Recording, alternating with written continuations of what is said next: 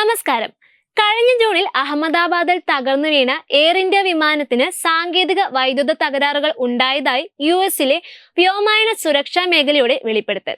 കഴിഞ്ഞ വർഷം ജൂൺ 12-ന് 242 പേരുമായി ലണ്ടനിലേക്ക് പോയ ബോയിംഗ് 787 ഡ്രീം ലൈൻ വിമാനം പറന്നുയർന്ന് നിമിഷങ്ങൾക്കുള്ളിൽ തകർന്നു വീഴുകയായിരുന്നു. സമീപത്തുള്ള ഒരു മെഡിക്കൽ കോളേജ് ഹോസ്റ്റലിൽ ഇടിച്ചതിന് ശേഷം തീഗോളമായി മാറിയ വിമാനം പൊട്ടിത്തെറിക്കുകയായിരുന്നു. വിമാനത്തിലുണ്ടായിരുന്നവരിൽ ഒരാൾ ഒഴികെ എല്ലാവരും മരിച്ചു. ഉച്ചഭക്ഷണ സമയമായത് കാരണം മെഡിക്കൽ കോളേജ് ഹോസ്റ്റലിൽ വിമാനം ഇടിച്ചപ്പോൾ 12 പേർ കൂടി മരിച്ചിരുന്നു. ഇതെല്ലാം അന്നത്തെ വാർത്തകളിൽ നമ്മൾ അറിഞ്ഞ കാര്യങ്ങളാണ്.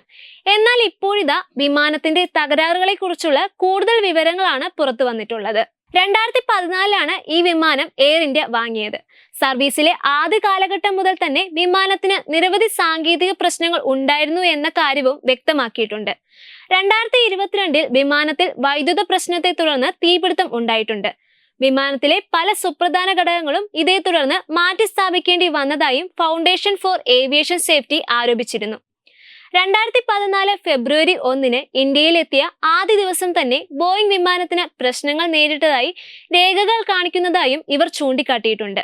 11 വർഷം നീണ്ടുനിന്ന സർവീസ് കാലത്ത് വിമാനത്തിന് നിരവധി പ്രശ്നങ്ങൾ ഉണ്ടായതായി ഗ്രൂപ്പ് ചൂണ്ടിക്കാട്ടുന്നു. ഇതിന്റെ നിർമ്മാണം, ഗുണനിലവാരം, അറ്റകുറ്റപ്പണികൾ എന്നിവയുടെ പ്രശ്നങ്ങളാണ് അപകടത്തിന് കാരണമായത് എന്നാണ് ആരോപണം.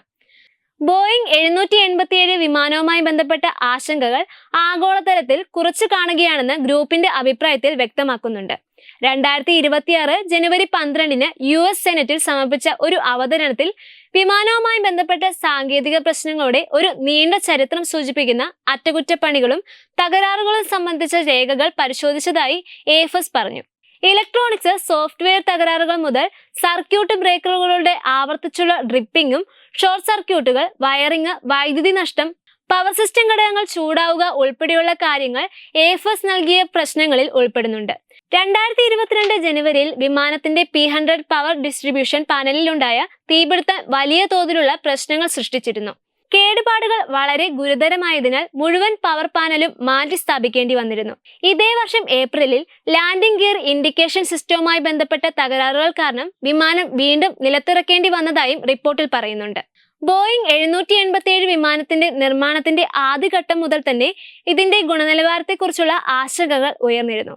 ബോയിംഗ് 787-ന്റെ ഇന്ത്യയിലെ അപകടം കൂടാതെ അമേരിക്ക, കാനഡ, ഓസ്ട്രേലിയ എന്നീ രാജ്യങ്ങളിൽ നിന്ന് ഈ ഇനത്തിൽപ്പെട്ട വിമാനവുമായി ബന്ധപ്പെട്ട് 2000-ഓളം പരാതികളാണ് ഉയർന്നിട്ടുള്ളത്.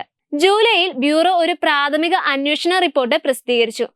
ഇത് പൈലറ്റിന്റെ പിഴവ് മൂലമാണ് അപകടം ഉണ്ടായതെന്ന ഊഹാപോഹങ്ങൾക്ക് കാരണമായി.